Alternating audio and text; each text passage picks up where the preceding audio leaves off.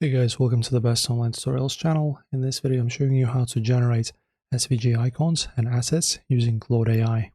So to extract perfectly aligned, scalable vector shapes from Claude without the model clipping paths or spitting out useless conversational text descriptions, your prompt's layout must use absolute structural boundaries.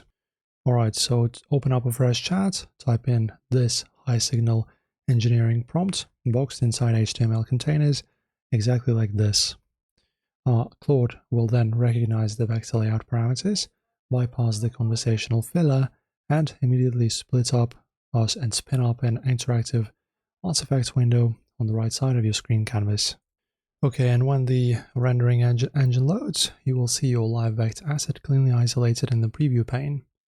And you are looking at the native, infinitely scalable graphic file compiling directly inside your browser container.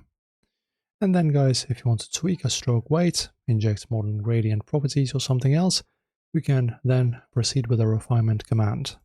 A command like this.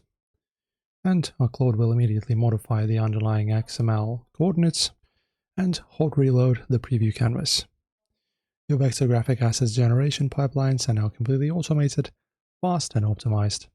That's it for this one guys. As always, enjoy.